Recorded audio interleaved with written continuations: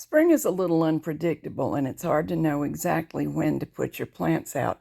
So here are some very inexpensive tricks that I've found helpful. The roses don't actually need any protection, but about the time they come out, for me anyway, is about the time that the plants grown in the greenhouse ought to start coming outdoors. These are herb cuttings that were in tiny pots.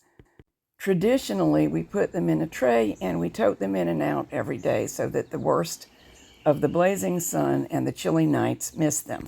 But that's a lot of work, and here's something that works just as well for me. These are trash cans, metal mesh trash cans. Obviously, they cut down on the blazing sun. They also break the wind and are a little bit of frost protection. And this is a fly excluder for picnic foods that behaves in the same way.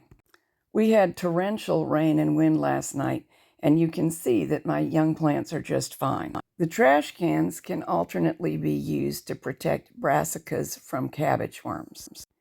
This row of recycled bottles, just full of tap water, helped my peas to winter over, and this spring I've had the best peas ever. Peas require a long spell of cool but not frigid weather, and I don't have it. These were also planted south of a concrete berm and covered with frost-protecting cloth. So as of April, I've been getting mature peas for about 3 weeks. My tomato and pepper plants are almost ready to go into the ground, but the soil's still a little chilly.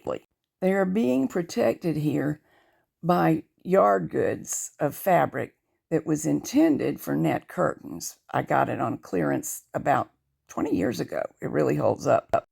It works as well or better than regular row covers. And like the waste baskets, it protects from wind and torrential rain. The cloth is draped over repurposed dog crates, which give it structure and also keep squirrels out of my plants. Perhaps you have some of these things and can make use of them too.